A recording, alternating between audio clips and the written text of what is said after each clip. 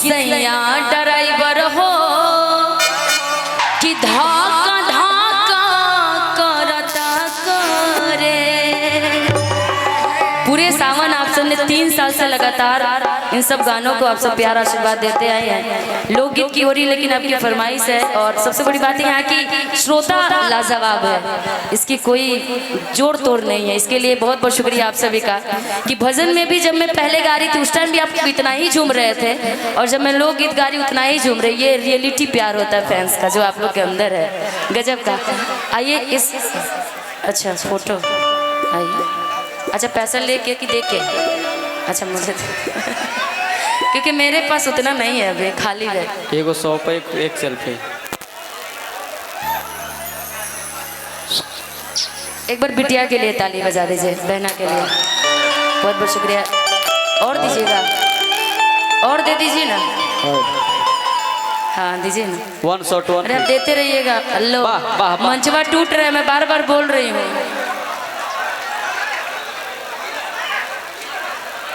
उतर जाइए भैया, नीचे उतर जाइए, नहीं तो फिर ये बेचारे जो खड़े होकर के इतना मेहनत से देख रहे हैं सब बेकार हो जाएगा, मंच टूट जाएगा तो हम लोग कैसे गाएंगे। बहुत शुक्रिया। 4 आदमी के चलते 400 लोग। हाँ टूट जाएगा तो फिर हम लोग को ऐसे ही जाना पड़ेगा, गा ही नहीं पाएंगे आप लोग के। कि रोड में कांवरियन के भीड़ लगल बा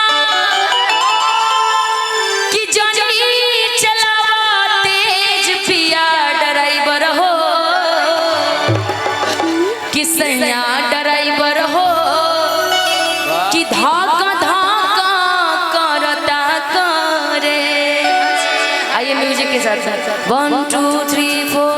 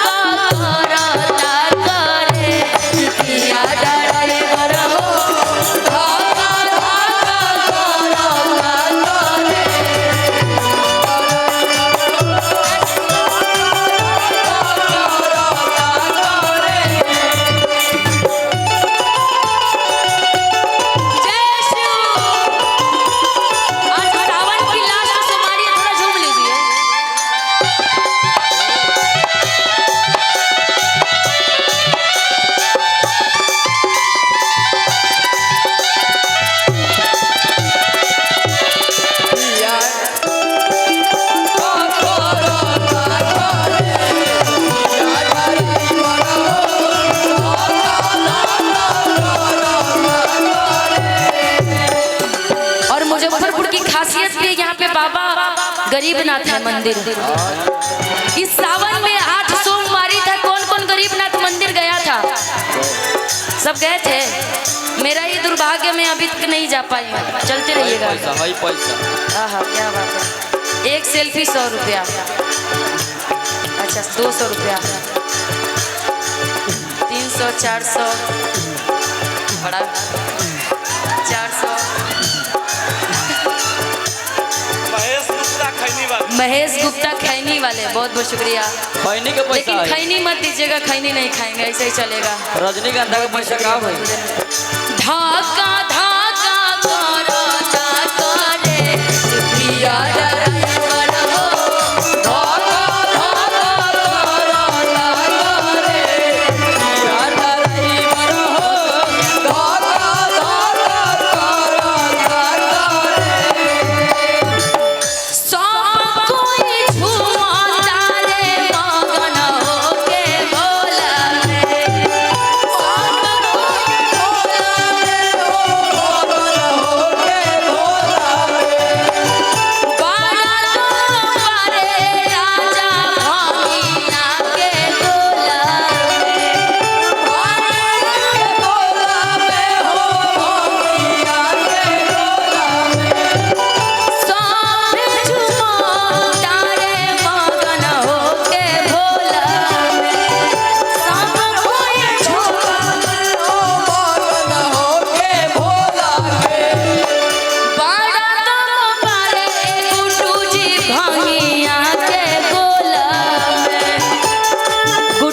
के दोस्त